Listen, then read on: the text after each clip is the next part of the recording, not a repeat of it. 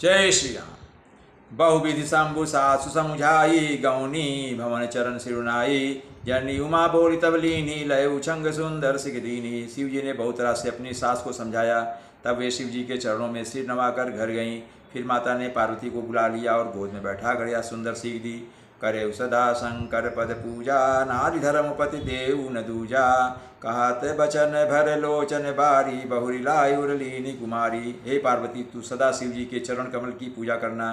नारियों का यही धर्म है, उनके लिए पति ही देवता है और कोई देवता नहीं है। इस प्रकार की बातें कहते कहते उनकी आंखों में आंसू भर आए और उन्होंने कन्या को छाती से चिपटा लिया। कत विधि सृजी नारी जग माही, पराधीन सपने सुख नाही। भयति प्रेम विकल महतारी, धीरज जीन कुसमय विचारी। फिर बोली कि विधाता ने जगत में स्त्री जात को क्यों पैदा किया, पराधीन को सपने में भी सुख नहीं मिलता। यूँ कहती हुई माता प्रेम में अत्यंत विकल हो गई, परंतु कुसमय जानकर दुख करने का अवसर न जानकर उन्होंने धीरज धरा। पुनि पुनि मिलती परति गई चरना, परम प्रेम कछु जाय न बरना। सब नारिन मिली भेंटी भवानी, जाय जननी उर पुनि लपटानी। मैना बार बार मिलती हैं और पार्वती के चरणों को पकड़कर गिर पड़ती हैं। बड़ा ही प्रेम है, कुछ वर्णन नहीं किया जाता। भवानी सभी स्त्रियों से मिल भेंट कर फिर अपनी माता के हृदय से जा लिपटी। जननी ही बहुरी मेरी चली, उचित अशीष सब काहूँ दई।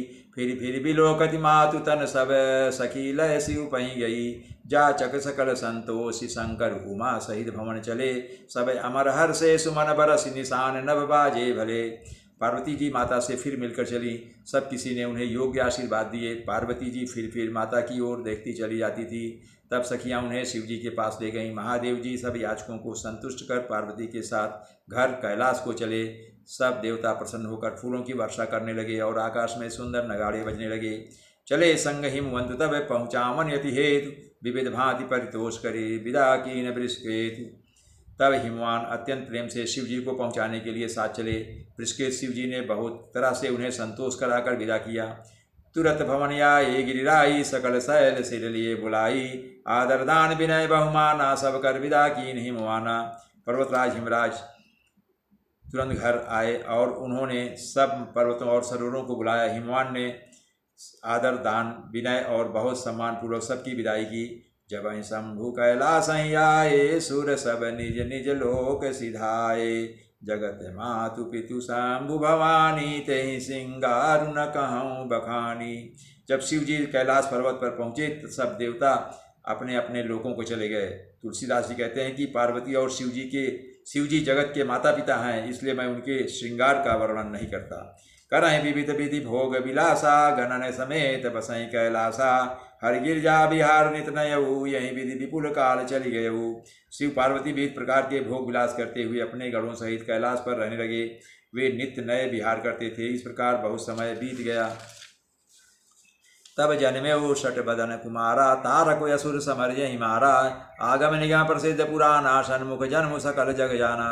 तब 6 मुख वाले पुत्र स्वामी कार्तिकेय का जन्म हुआ, जिन्होंने बड़े होने पर युद्ध में तारकासुर को मारा। वेद शास्त्र और पुराणों में स्वामी कार्तिकेय के जन्म की कथा प्रसिद्ध है और सारा जगत उसे जानता है।